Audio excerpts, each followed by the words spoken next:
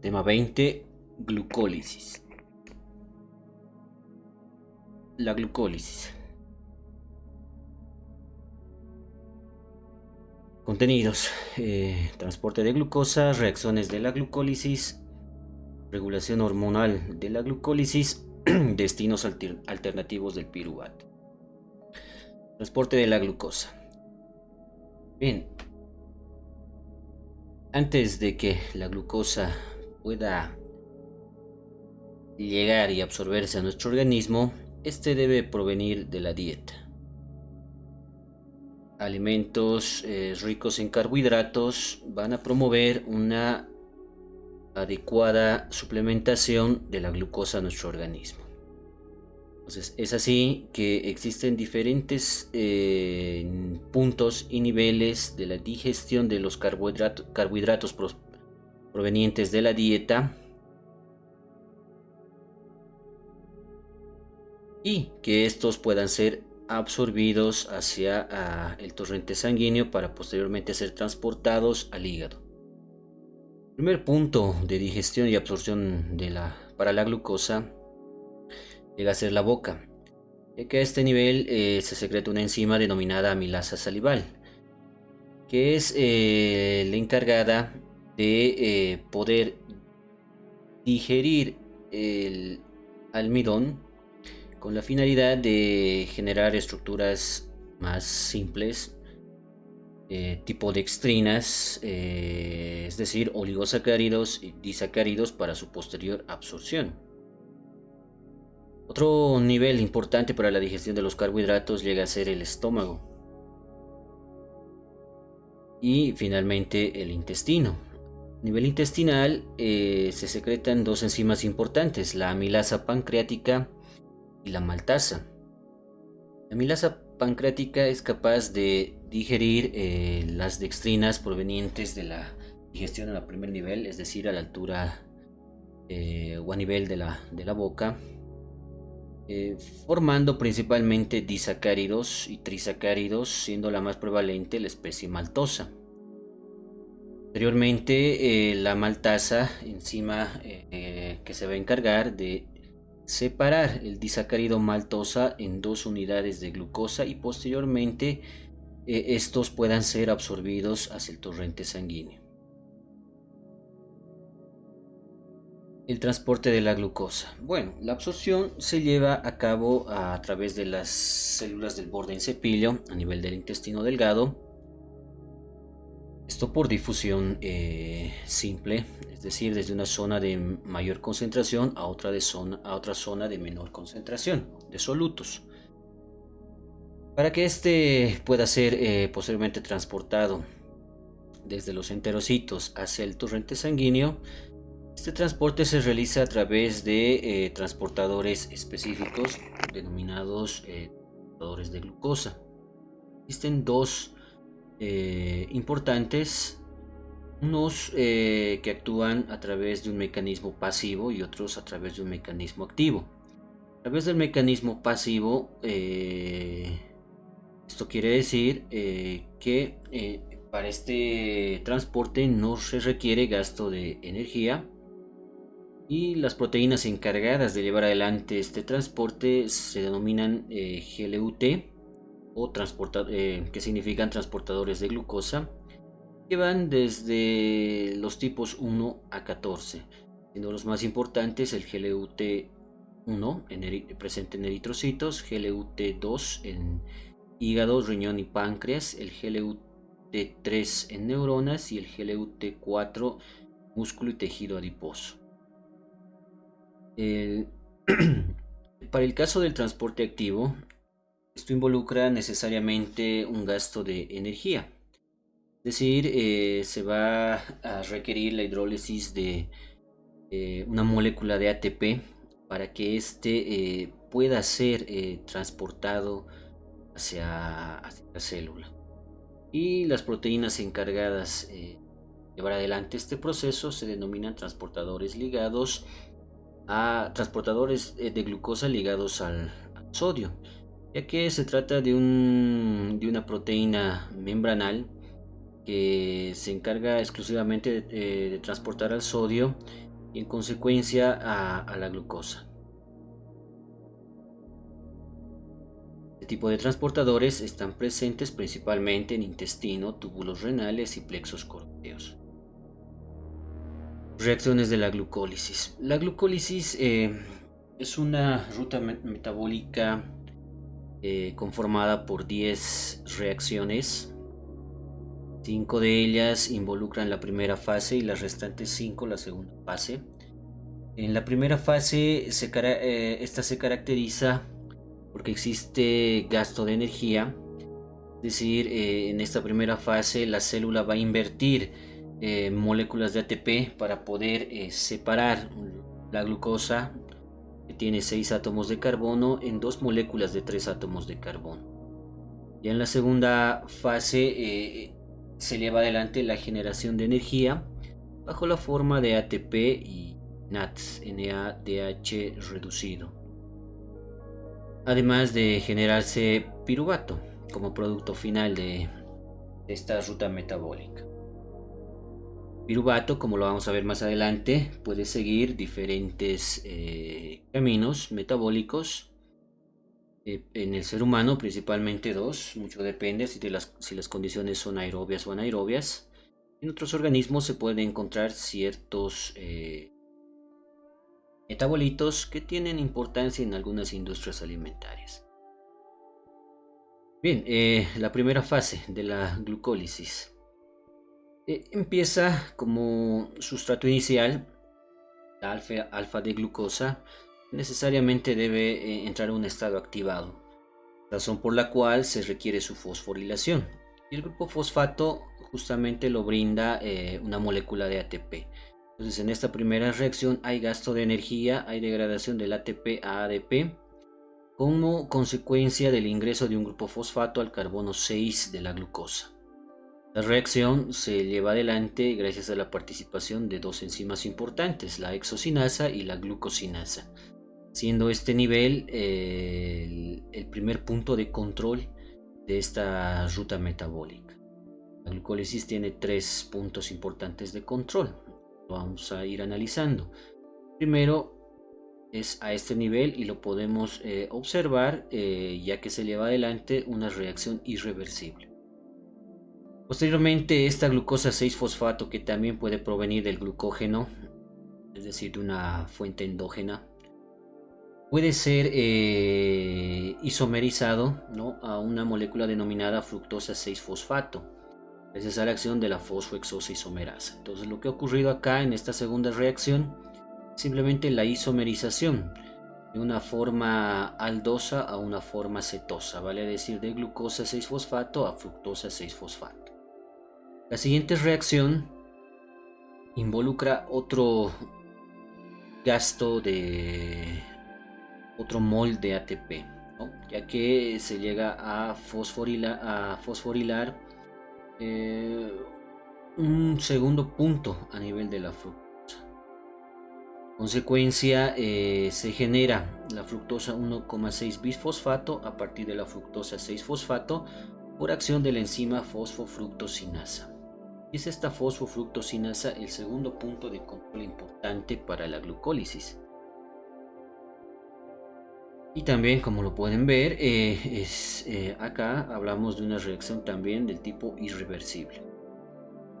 Posteriormente existe un clivaje o rompimiento de la fructosa 1,6 bisfosfato en 2 moléculas de 3 átomos de carbono. Esto gracias a la participación de la enzima aldolasa, que va a generar fosfato de dihidroxiacetona y gliceraldehído 3-fosfato a partir de la fructosa 1,6 bisfosfato. Consecuencia, en esta primera fase se han generado 2 metabolitos de 3 átomos de carbono. Posteriormente el fosfato de dihidroxiacetona es transformado a gliceraldehído 3-fosfato gracias a la fosfotriosa isomerasa. Consecuencia, como un producto final de esta primera fase de la glucólisis, que se han generado 2 moléculas de gliceraldehído 3-fosfato. La segunda fase ya involucra la fase de generación de energía, Esta segunda fase empieza con dos moléculas de gliceraldehído 3-fosfato que van a ir generando como producto final 2 piruvatos. De todas maneras vamos a describir este proceso de forma individual. Vale decir que la siguiente reacción de la glucólisis involucra el gliceraldehído 3-fosfato es transformado a 1,3 bisfosfoglicerato gracias a la acción de la gliceraldehído 3-fosfato deshidrogenasa. Y acá hablamos del primer punto de generación de energía, tal vez de forma indirecta, ya que en esta reacción se produce NADH en estado reducido o simplemente NADH, que significa nicotina adenin dinucleótido reducido. Luego el 1,3 bisfosfoglicerato es transformado en 3-fosfoglicerato por acción de la fosfoglicerato sinasa. Acá existe la producción de ATP a nivel sustrato, no necesariamente a nivel de la cadena transportadora de electrones y fosforilación oxidativa. Consecuencia, vamos a tener una segunda reacción donde también se está generando energía. La 3-fosfoglicerato es transformada a 2-fosfoglicerato gracias a la acción de la fosfoglicerato mutasa. Lo que va a ocurrir es simplemente una transposición del grupo fosfato desde la posición 3 a la posición 2. Posteriormente, este 2-fosfoglicerato es transformado en fosfoenol piruvato gracias a la enolasa. Y este fosfoenol piruvato es transformado a piruvato gracias a la piruvato sinasa. Acá hablamos de una tercera reacción donde se genera ATP a nivel también sustrato, ¿no? La forma enol piruvato es una forma poco estable. Es así que de forma espontánea es transformado en su forma más estable, denominada cetopiruvato o simplemente piruvato. Y posteriormente este piruvato puede seguir diferentes caminos, como lo vamos a explicar más adelante. Estas 10 reacciones se dan en condiciones aerobias, es decir, en presencia de oxígeno. No se olviden que acá estamos hablando de, por lo menos en esta segunda fase, en duplicado. Vale decir que se han generado 2 NADs reducidos, 2 ATPs a este nivel y 2 ATPs a nivel de la piruvato sinasa.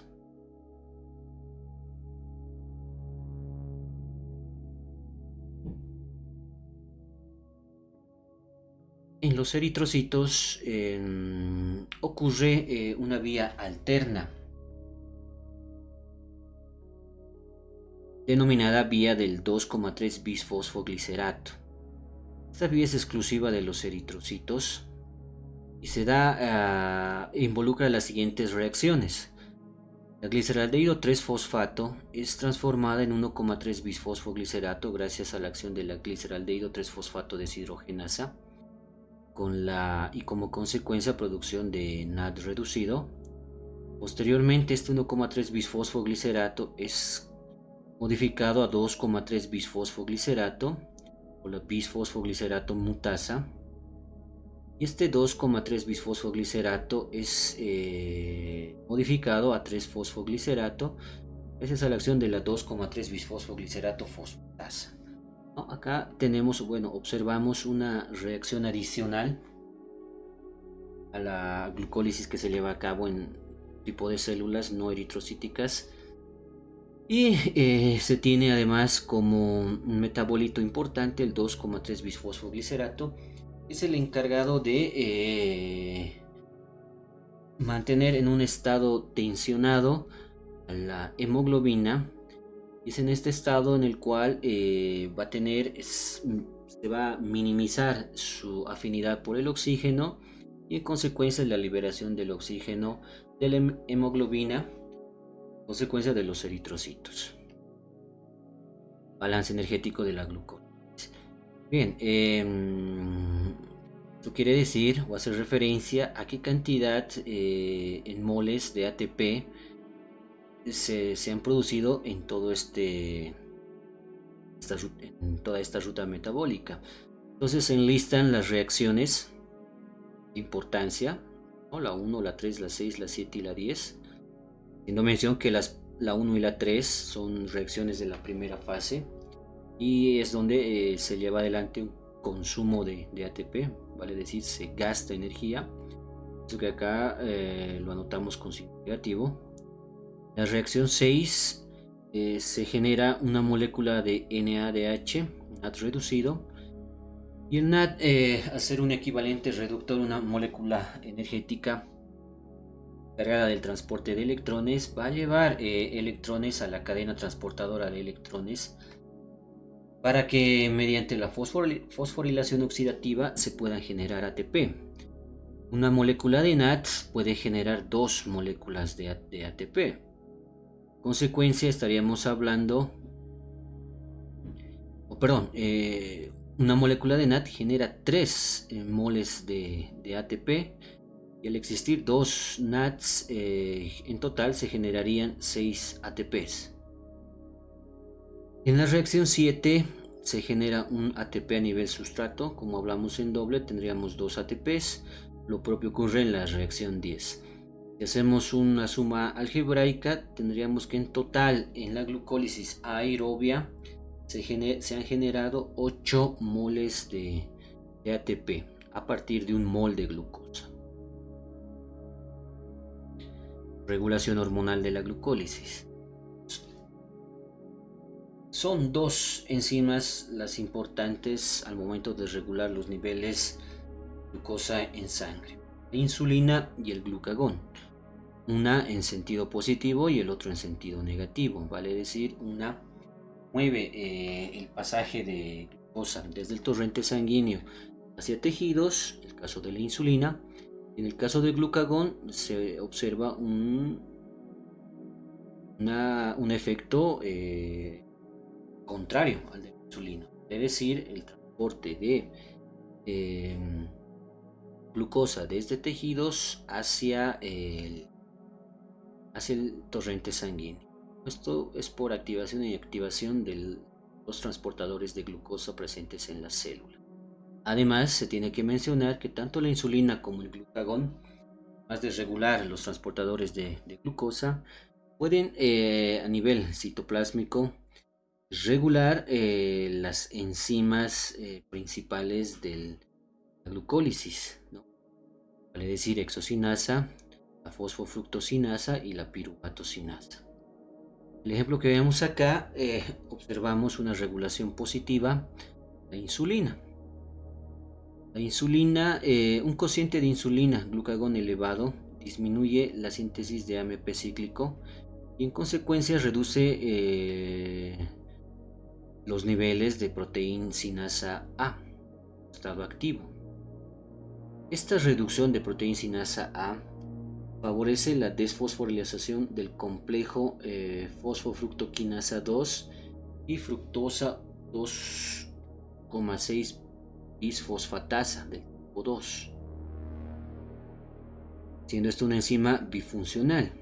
Pero al existir una desfosforilación, que se va a promover es que el dominio desfosforilado, es decir, la región de la fosfofructoquinasa 2, se torne a un estado activo y la otra porción a un estado inactivo, lo cual va a favorecer de gran manera la producción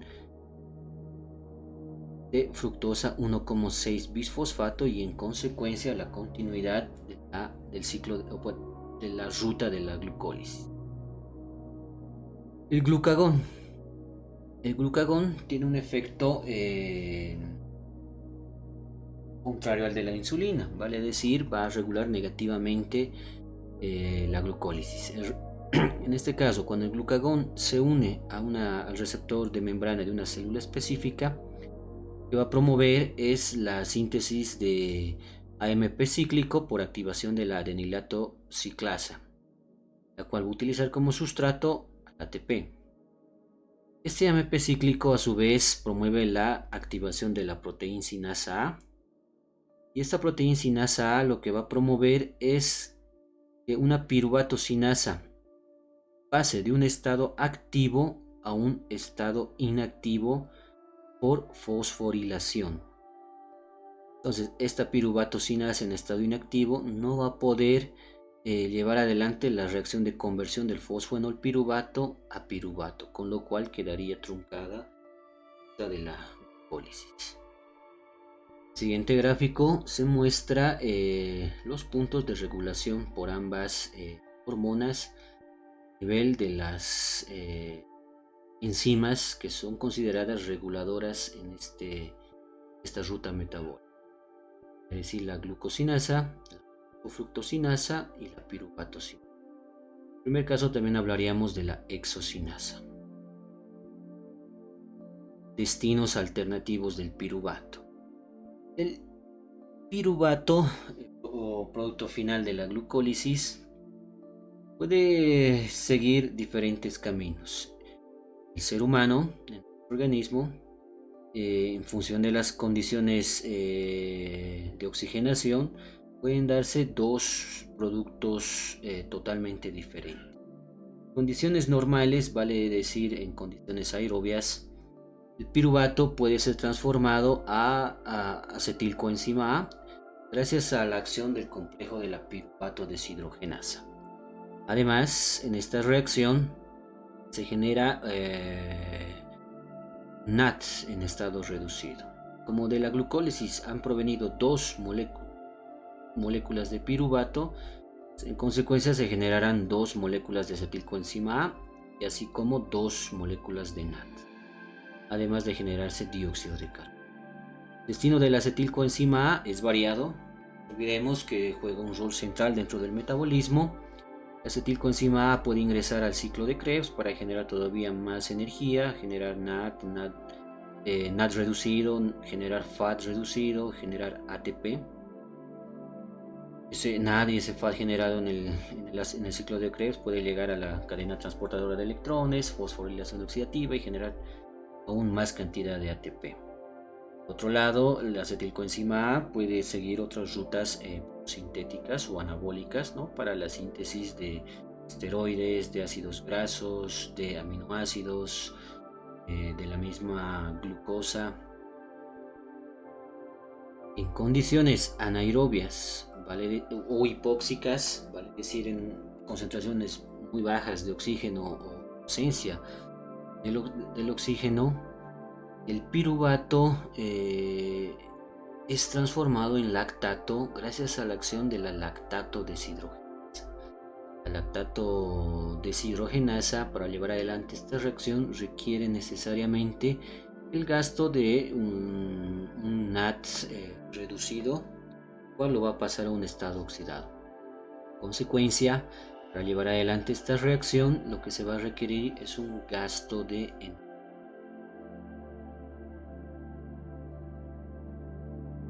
También en nuestro organismo, el piruvato puede ser transformado en oxaloacetato gracias a la piruvato carboxilasa. Ingresar de la misma manera al ciclo de Krebs. Otro tipo de microorganismos, como los hongos y las levaduras, bajo condiciones anaeróbicas, este mismo piruvato puede ser transformado en mol. Gracias también al gasto de energía para llevar adelante este proceso, se requiere del NAD reducido, que se va a oxidar y también se va a generar esta molécula. Este procedimiento es bastante utilizado en la industria de las bebidas alcohólicas, ¿no? Por ejemplo, para la producción de cerveza. Bien, eso sería todo en referencia a la glucólisis. El material lo tienen en el Google Sitios, y cualquier pregunta estaré presto a responderlas. Gracias.